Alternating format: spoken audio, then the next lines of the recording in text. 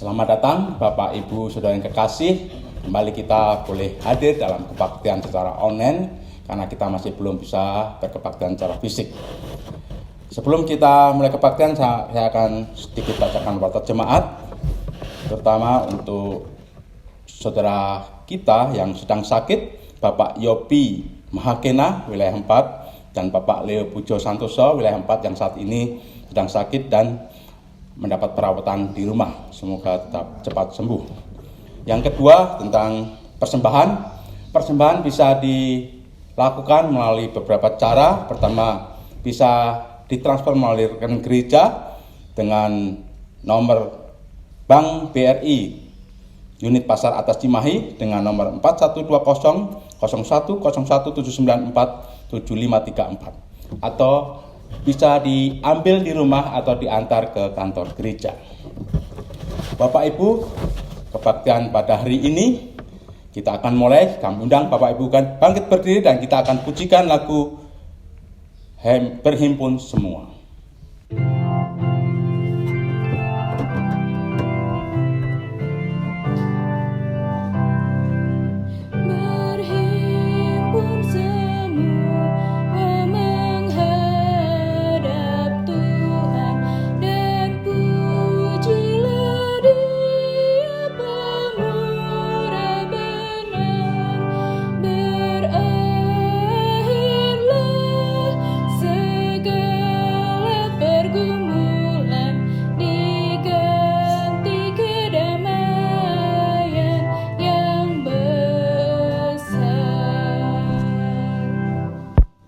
Umat yang dikasihi Tuhan Yesus Kristus, mari kita kuduskan ibadah kita pada kesempatan hari ini dengan pengakuan.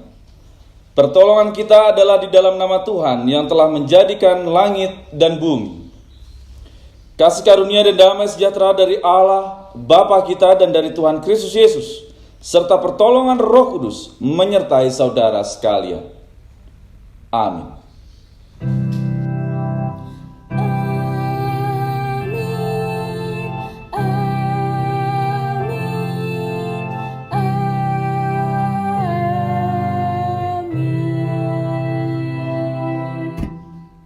Umat dipersilakan duduk kembali.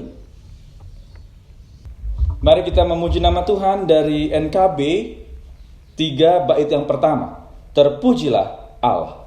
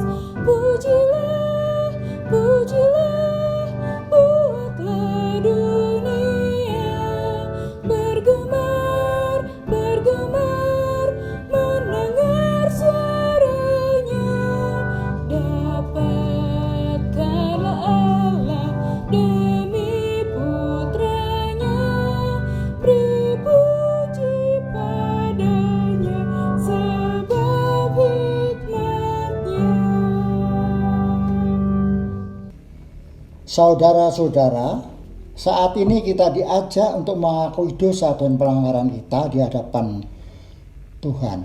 Firman Tuhan dalam 1 Yohanes 4 ayat 16b yang menjadi dasar. Allah adalah kasih, dan barang siapa tetap berada di dalam kasih, ia tetap berada di dalam Allah, dan Allah ada di dalam dia. Kami minta jemaat untuk melaksanakan doa pribadi.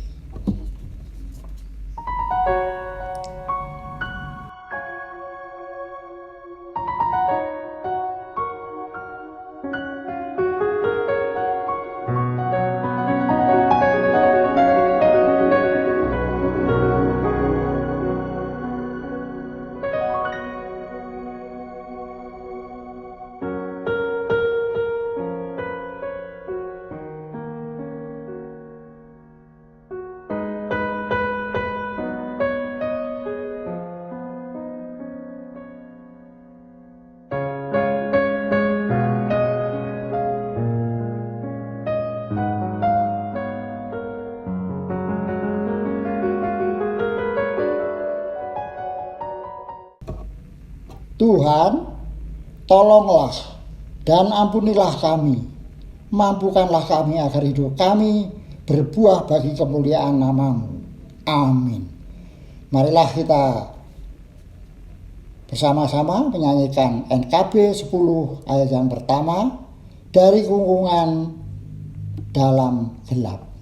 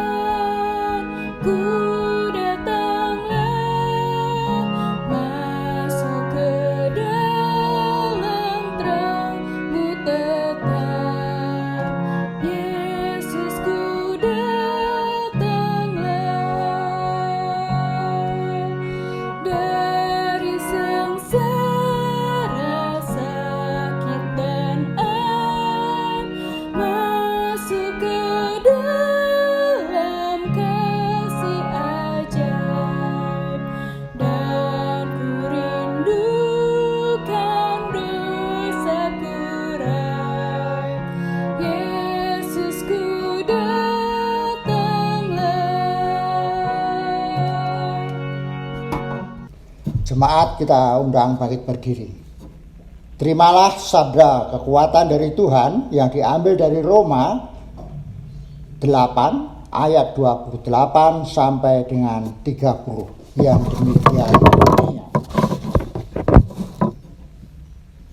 Kita tahu sekarang bahwa Allah turut bekerja dalam segala sesuatu untuk mendatangkan kebaikan bagi mereka yang mengasihi Dia, yaitu bagi mereka yang terpanggil sesuai dengan rencana Allah.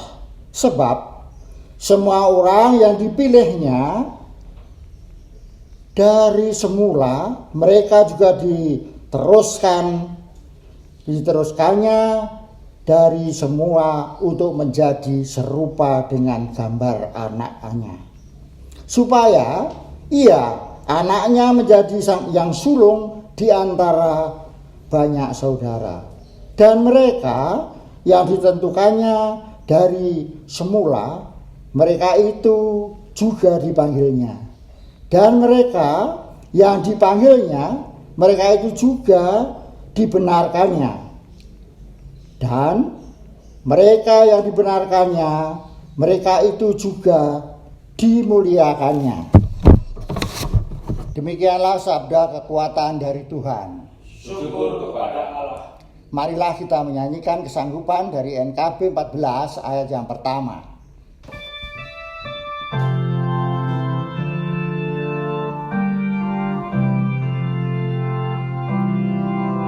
Jadilah Tuhan kehendak-Mu, Kaulah penjunanku tanahnya. Bentuklah aku sesuka-Mu, kan ku nantikan dan berserah. Umat dipersilakan duduk kembali. Ibu bapak saudara yang dikasihi Tuhan Yesus Kristus, sebelum kita mendengarkan sabda Tuhan untuk kesempatan hari Minggu ini, mari kita bersatu di dalam doa. Mari kita berdoa. Tuhan Allah Bapa yang kami sembah dalam kerajaan surga yang mulia, turut campur tangan Tuhanlah, sehingga pada kesempatan saat ini kami dapat berkumpul bersama untuk beribadah dan mendengarkan sabda-Mu. Terlebih saat kami juga dapat mengakhiri bulan Juli ini. Itu semua karena berkat penyertaan Tuhan saja. Dampingi kami ya Allah, sehingga dalam kehidupan yang sedang kami alami saat ini, kami dapat mencari yang paling berharga. Dan itu akan menghidupkan kehidupan kami.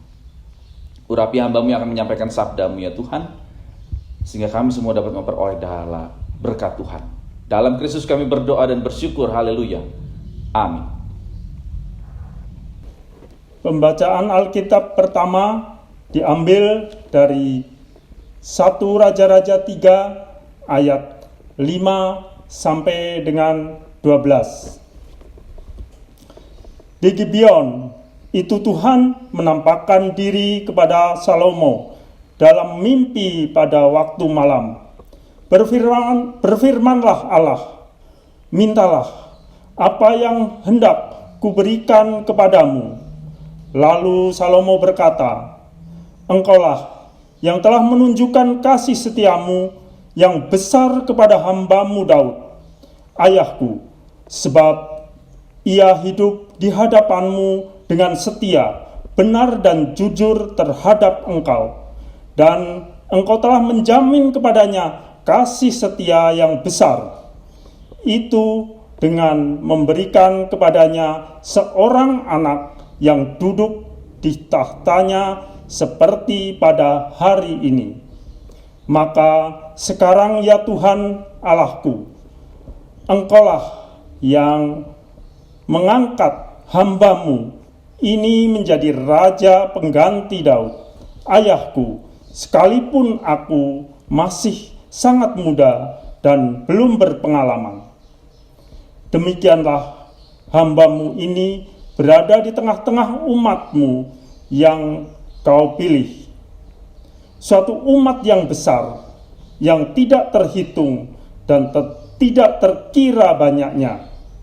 Maka berikanlah kepada hamba-Mu ini hati yang faham menimbang perkara untuk menghakimi dengan dapat membedakan antara yang baik dan yang jahat.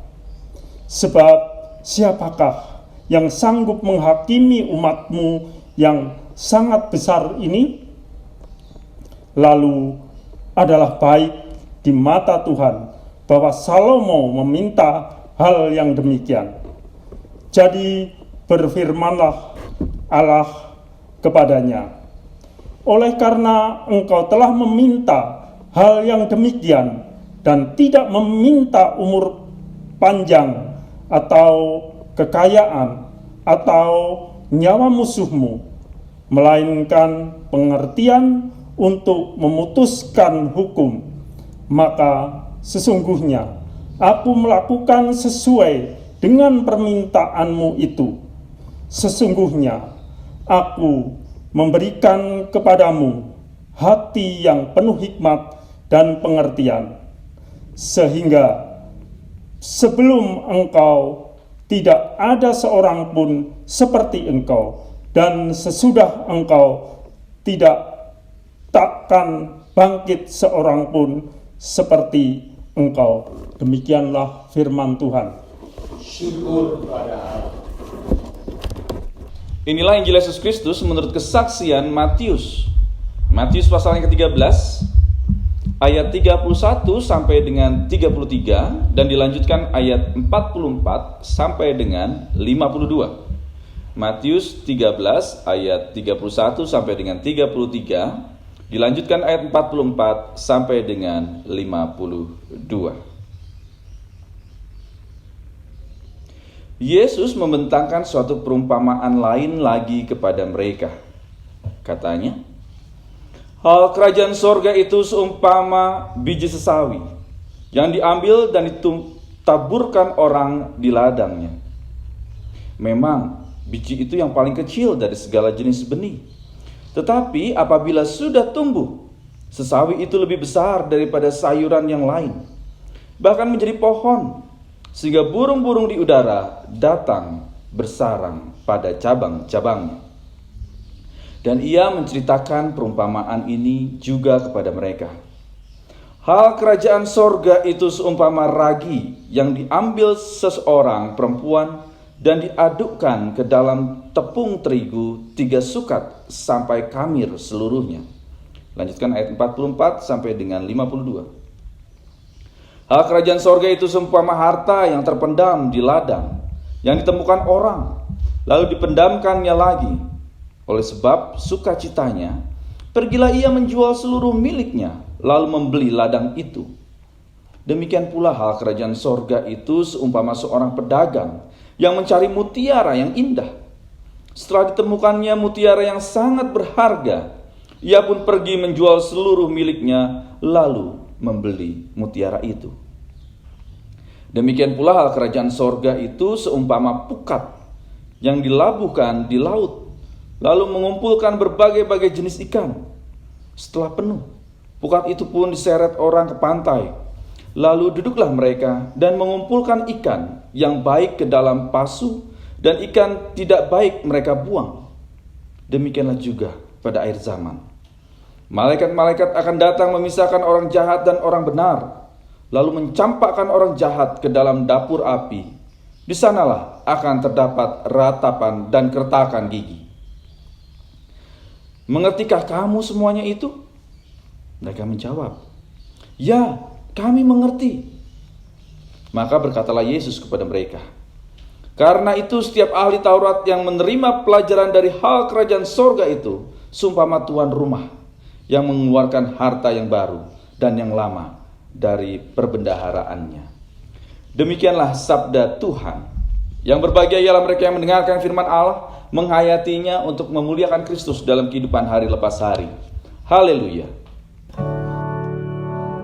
Amin, haleluya. Amin, haleluya. Terpuji namamu. Amin, haleluya.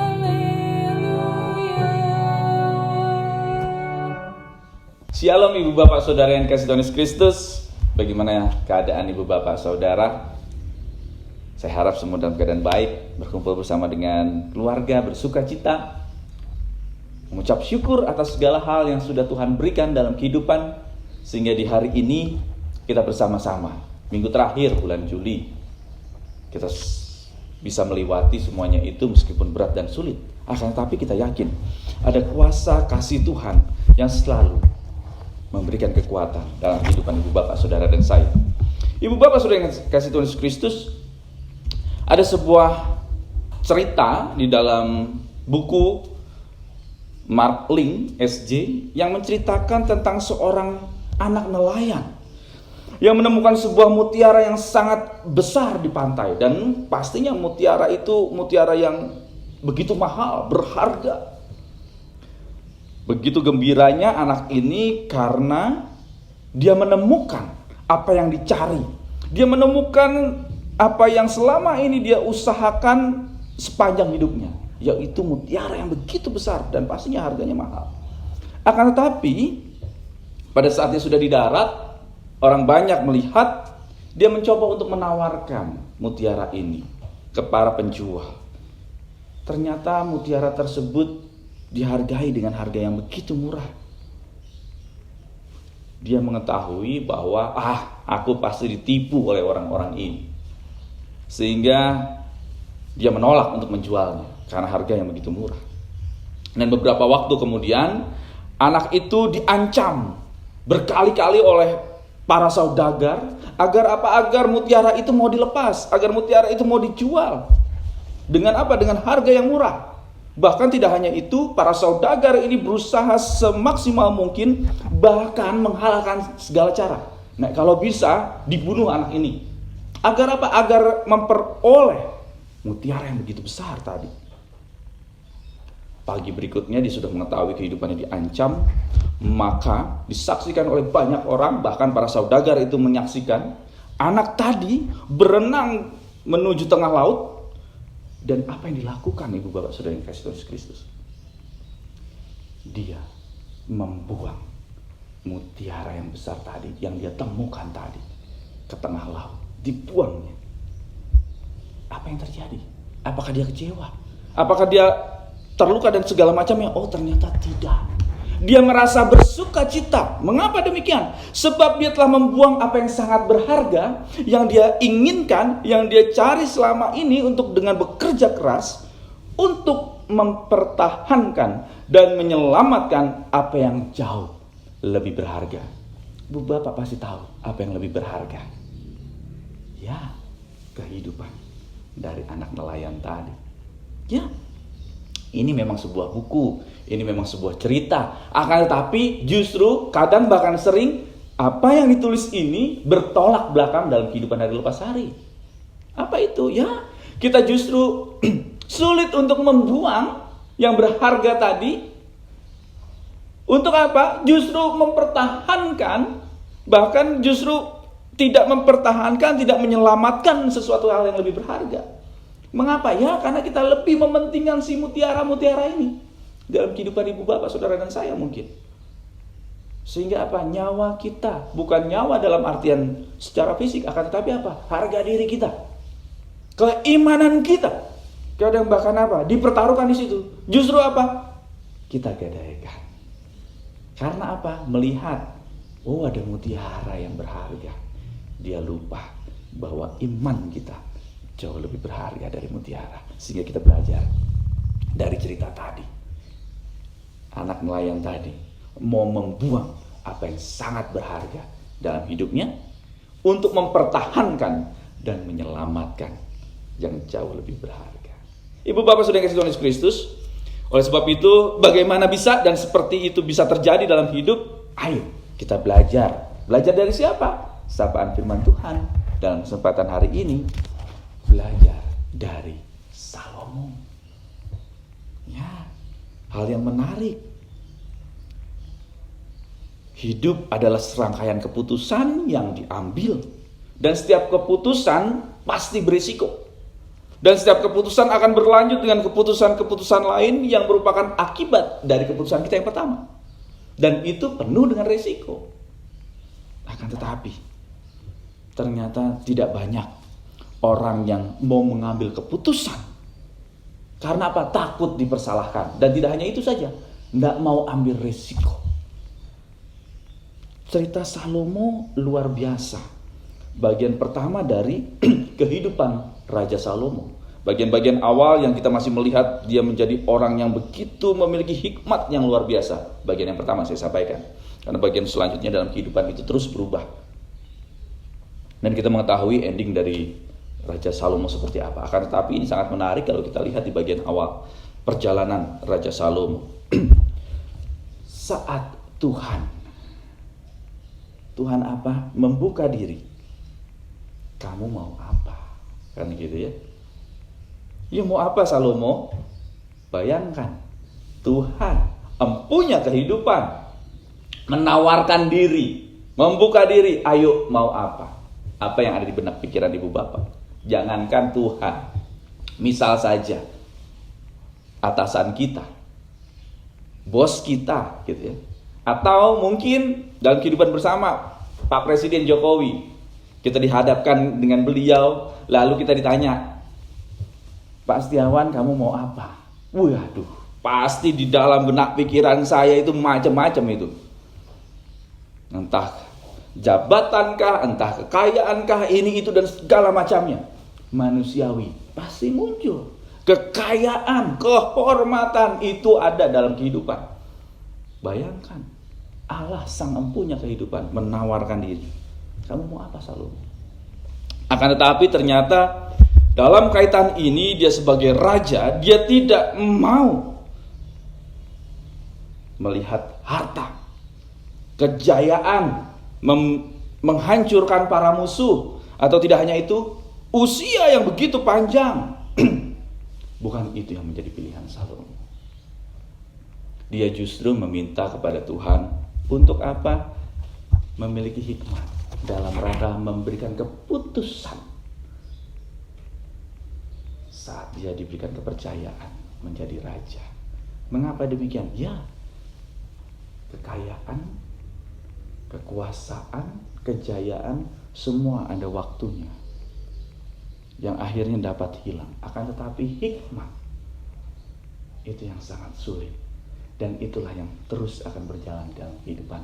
Oleh sebab itu jugalah Salomo terkenal yang sangat berharga. Dia memiliki keinginan untuk memperoleh hikmat dalam memutuskan suatu perkara yang baik, yang adil di mata Tuhan. Tepat, karena jabatan dia sebagai raja. Untuk apa? Memimpin umat yang begitu banyak. Kalau dia salah dalam melangkah, kehancuran tidak untuk dirinya, tapi satu negara itu akan hancur. Ini ya Ibu Bapak Saudara Yesus Kristus. Ternyata Salomo meminta hikmat untuk apa? Untuk dapat memutuskan yang baik, dan itulah Tuhan menghendakinya. Yang menjadi pertanyaan bagi kita, mengapa Salomo bisa seperti itu? Dia kan manusia juga. Yang ada di dalam pikiran manusia adalah kekayaan, kehormatan, kejayaan, dan segala macam. Akan tetapi dia justru meminta untuk dapat penuh hikmat dalam memutuskan. Ya, karena Salomo mau tidak mau, suka tidak suka, di bagian awal kerajaannya, di bagian awal kehidupannya dia sebagai raja, dia dekat dengan Tuhan. Bahkan tidak hanya batas dekat, dia mau bersekutu dengan Allah.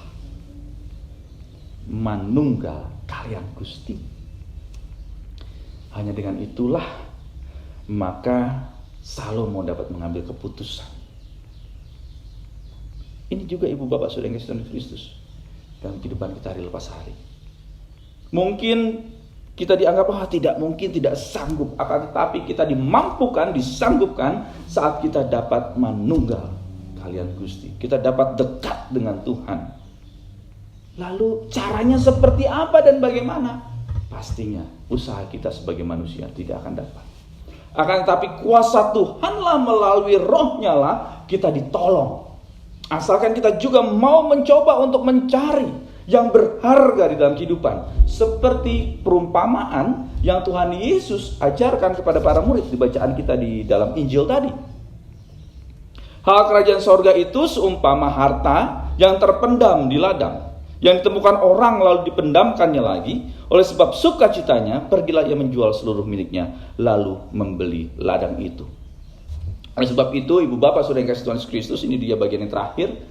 Perumpamaan tadi terkait dengan pilihan, prioritas, dan juga keputusan hidup.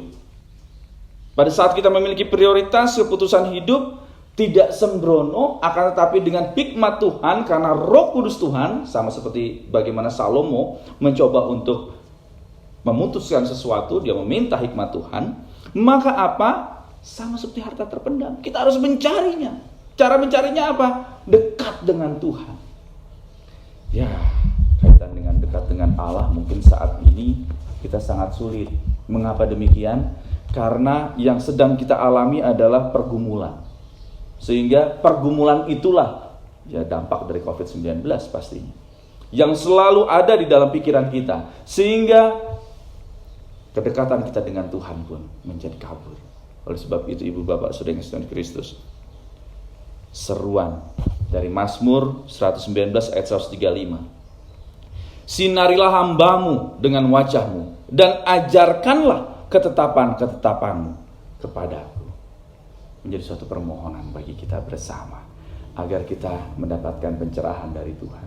Setiap keputusan, setiap prioritas, dan juga setiap pilihan yang Tuhan berikan, ada pencerahan yang Tuhan berikan, karena kita memohon karya Allah hadir di dalamnya dan mencerahkan kehidupan Ibu Bapak Saudara dan saya bagi seluruh orang. Amin. Tuhan Yesus memberkati.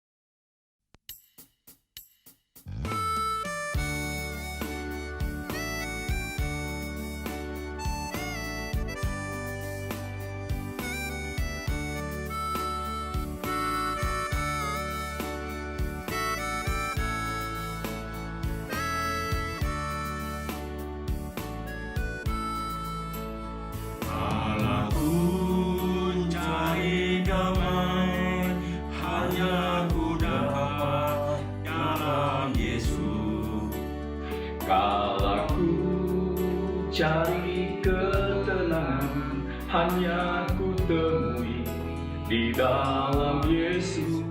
Tak satu pun dapat menghiburku, tak seorang pun dapat menolongku. Hanya Yesus jawaban hidupku.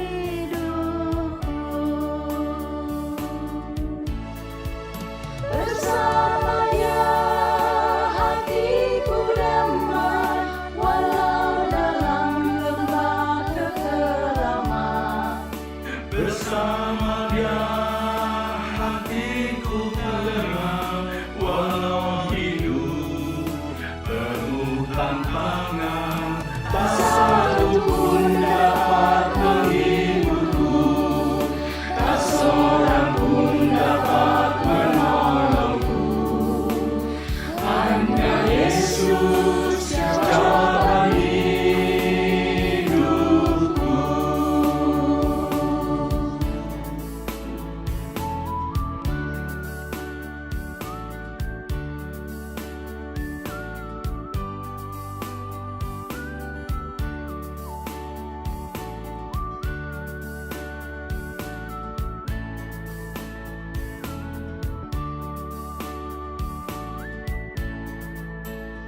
Dalamku cari damai, hanya ku dapat dalam Yesus.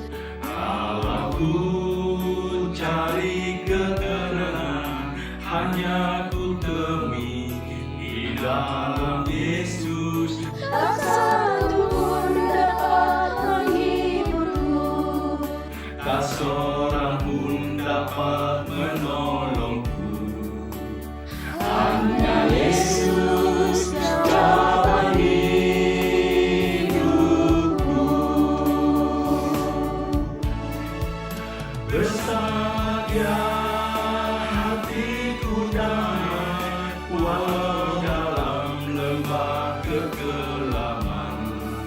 Bersama Dia hatiku tenang, walau hidup penuh tantangan. Tak satu pun dapat menghiburku, tak seorang pun dapat menolongku. Hanya Yesus jawaban hidupku. Bersama Dia hatiku damai, walau dalam lembah kekelaman. Bersama Dia hatiku tenang, walau hidup penuh tantangan. Tak satu pun dapat menghiburku, tak seorang pun dapat menolongku. Hanya Yesus jawaban hidupku. Hanya Yesus jawaban hidupku.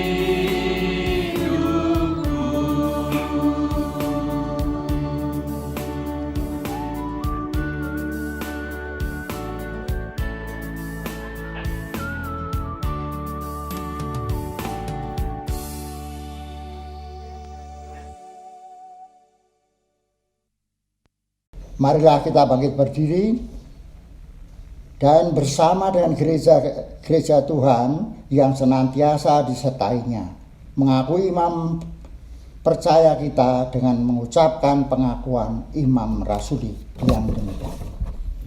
Aku percaya kepada Allah Bapa yang Maha Kuasa, Khalik langit dan bumi, dan kepada Yesus Kristus, Anak yang tunggal Tuhan kita, yang dikandung daripada Roh Kudus, lahir dari anak darah Maria, yang menderita di bawah pemerintahan Pontius Pilatus, disalibkan, mati dan dikuburkan, turun ke dalam kerajaan maut.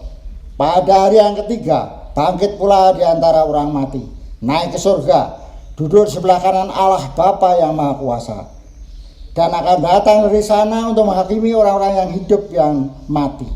Aku percaya pada Roh Kudus, gereja yang kudus dan am, persekutuan Roh Kudus, pengampunan dosa, kebangkitan daging, dan hidup yang kekal.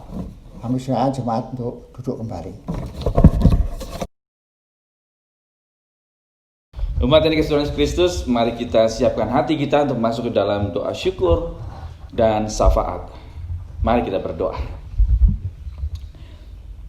Tuhan Allah yang kami sembah dalam kerajaan sorga yang mulia, kami ucap syukur jikalau sapaan firman-Mu kembali mengingatkan kami bagaimana kami diajak untuk mencari yang berharga di dalam kehidupan kami. Bukan untuk ego kami, bukan untuk mementingkan keberadaan diri kami, akan tetapi untuk kemuliaan nama Tuhan yang pastinya akan berdampak dalam kehidupan. Sehingga kami dapat belajar dari Salomo saat dia mau meminta hikmat Tuhan dalam memutuskan yang baik selama dia menjabat sebagai raja. Dan Tuhan pun memenuhi apa yang dimohonkannya.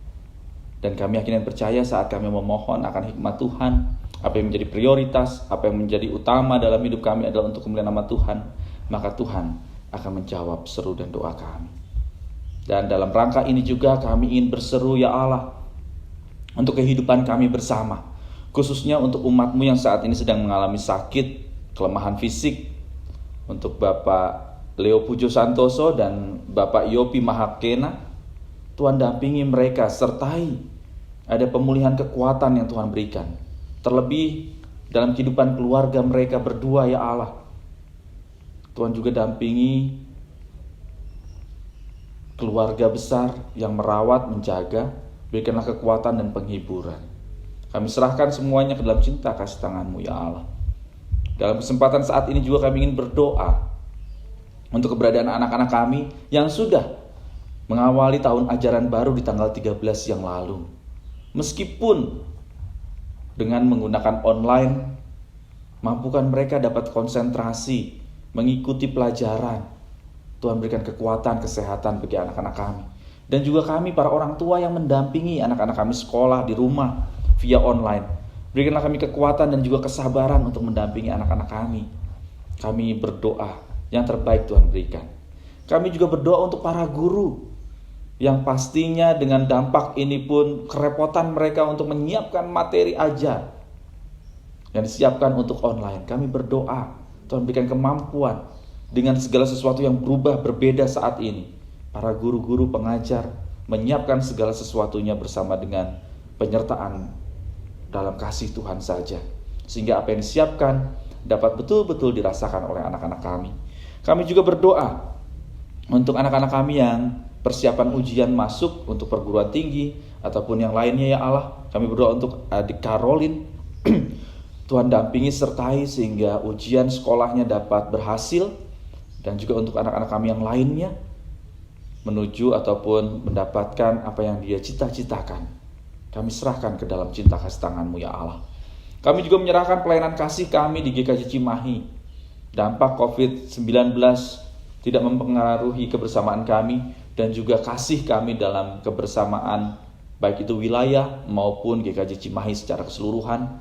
Dan juga untuk anak-anak kami sekolah minggu, di mana saat ini juga anak-anak kami sekolah minggu mengadakan kenaikan kelas di hari ini.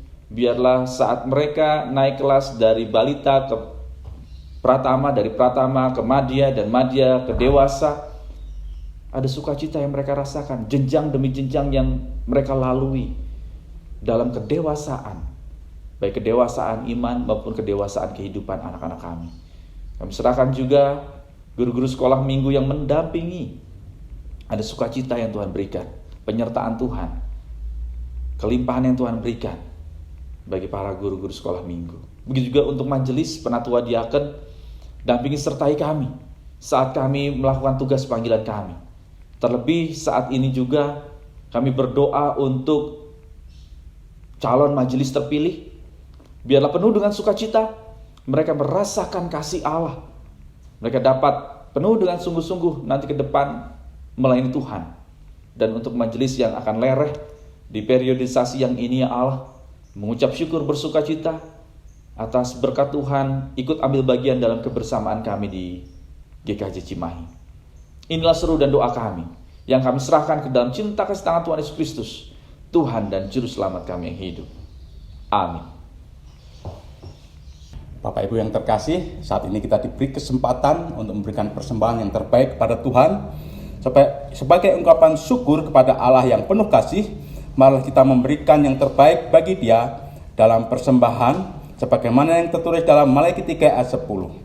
Bawalah seluruh persembahan persepuluhanmu itu ke dalam rumah perbendaharaan, supaya ada persediaan makanan di rumahku, dan ujilah aku, firman Tuhan semesta alam, apakah aku tidak membukakan bagimu tingkap-tingkap langit dan mencurahkan berkat kepadamu sampai berkelimpahan. Sementara persembahan diedarkan, mari kita memuji Tuhan dari Kidung Jemaat 433 ayat yang pertama, aku suka membagi.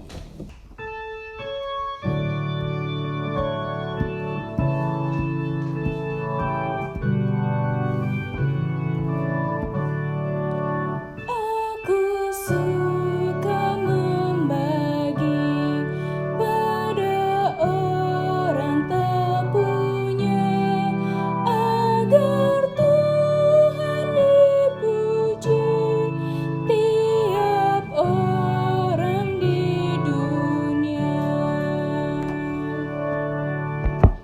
Bapak Ibu, saya undang bangkit berdiri. Kita akan membawa persembahan ini dalam doa dan diakhiri dengan doa Bapa kami. Mari kita berdoa.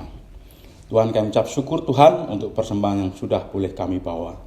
Persembahan ini adalah wujud daripada kasih Tuhan yang sudah dilimpahkan kepada kami semua, dan kami boleh membawa kembali pada Tuhan yang terbaik bagi Tuhan dari apa yang sudah Tuhan berikan kepada kami. Kami menyerahkan Tuhan supaya persembahan ini boleh dikelola dengan baik, tangan-tangan yang mengelola juga boleh Tuhan pakai, sehingga persembahan ini menjadi berguna bagi pelayanan kami ke depan. Kami juga berdoa Tuhan untuk Bapak Setiawan dan keluarga. Tuhan berkati Tuhan, semoga Bapak Setiawan boleh menjadi berkat bagi banyak orang, juga menjadi berkat bagi jemaat di GKJ Cimahi. Kami menyerahkan semua ini Tuhan, hanya dalam nama Tuhan kami Yesus Kristus yang sudah mengajar kami berdoa Bapa kami. Bapa kami yang ada di surga, dikuduskanlah namamu, datanglah kerajaanmu, jadilah kehendak-mu di bumi seperti di surga.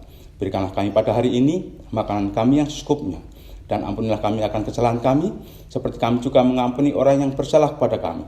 Dan janganlah membuat kami ke dalam percobaan, tapi lepaskanlah kami daripada yang jahat. Karena Engkau yang punya kerajaan dan kuasa dan kemuliaan sampai selama-lamanya. Amin.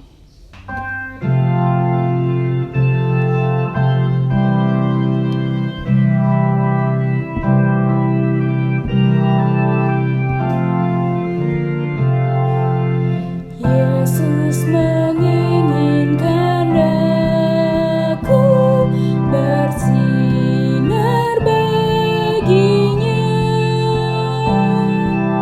dimanapun ku berada, ku mengenangkannya.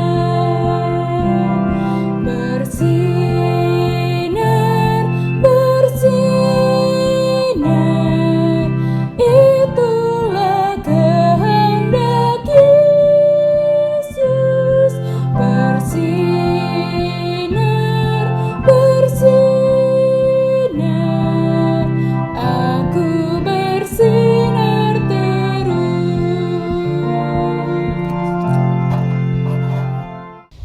Umat yang dikasihi Tuhan Yesus Kristus, saat ini kita siap untuk dapat menerima pengutusan dan berkat dari Tuhan. Oleh sebab itu, bertolong-tolonglah untuk menghadirkan damai sejahtera Allah dalam kehidupan ini, dan kini terimalah berkat dari Tuhan.